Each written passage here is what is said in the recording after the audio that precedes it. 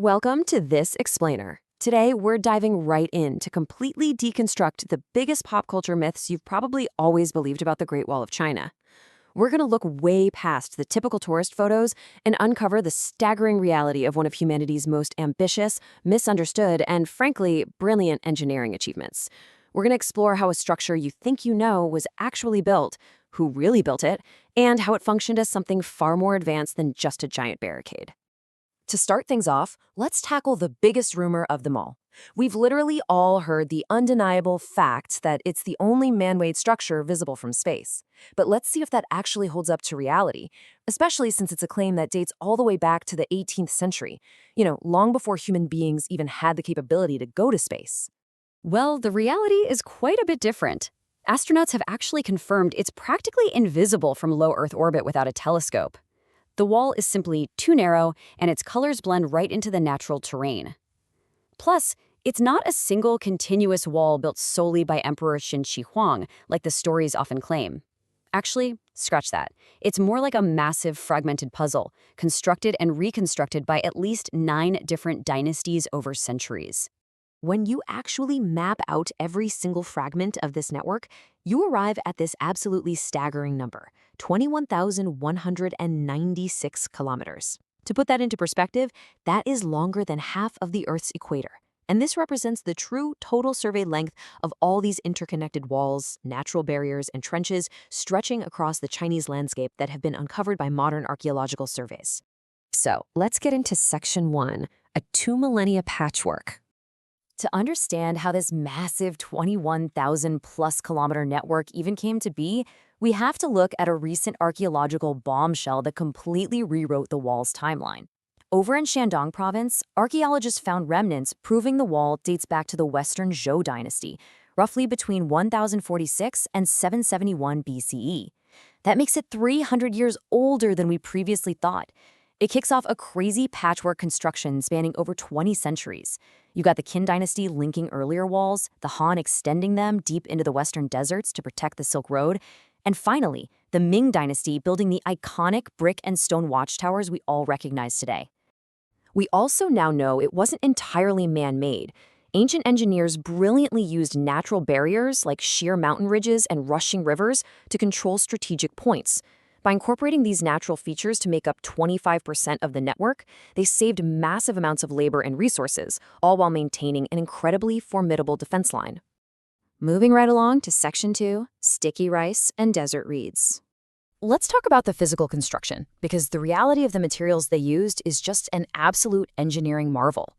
When you're building across 21,000 kilometers, you aren't just dealing with one type of landscape. Depending on the extreme terrains they were facing, laborers utilized whatever local resources they could get their hands on, which led to some shockingly innovative solutions. It took an estimated 100 million tons of material to build the wall. In the mountains, they quarried stone. Out on the plains, they rammed low-S soil until it was as hard as rock. But it's the more unusual ingredients that really highlight the genius here. For example, the Ming dynasty famously mixed sticky rice soup with slaked lime to create their mortar.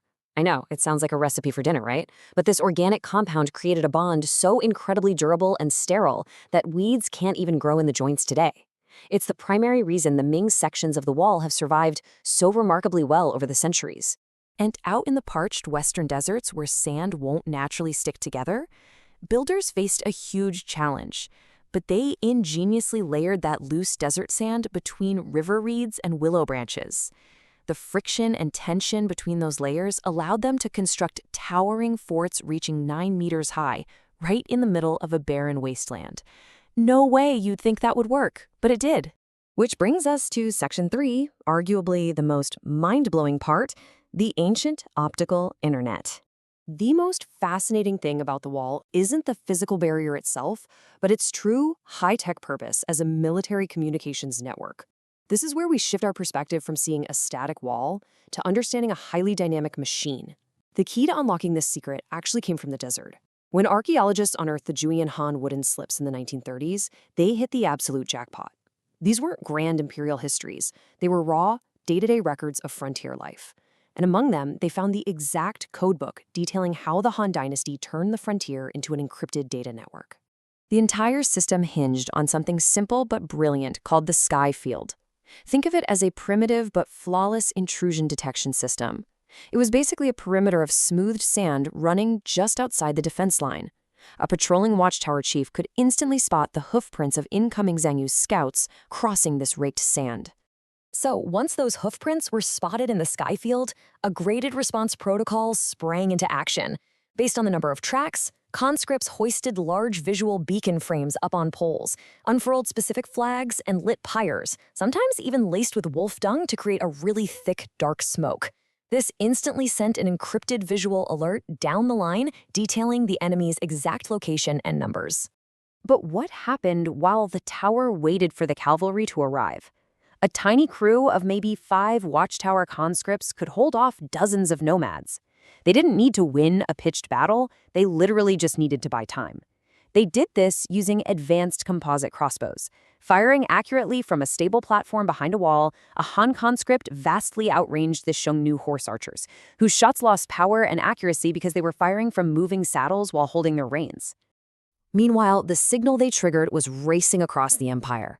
Thanks to the rapid repeat and relay visual signaling from tower to tower, with stations in clear sight of one another, detailed intelligence about enemy numbers and direction could travel from the deep western frontier to the capital in under a single day. That's just 24 hours to transmit a detailed military alert across thousands of kilometers in the ancient world. Transmitting at over 30 kilometers an hour, the Han Great Wall functioned way less like a static barrier designed to block an army and much more like a vast, high-speed nervous system threaded right through the empire. When an enemy touched the border, the nerve sent a signal to the brain, triggering rapid, devastating cavalry counterstrikes. It is, for sure, the longest optical communications line in human history. Now we turn to Section 4, the staggering human cost. We absolutely cannot talk about this unprecedented leap in institutional design and information technology without acknowledging the unfathomable human toll it required. Building this marvel demanded a price paid in blood.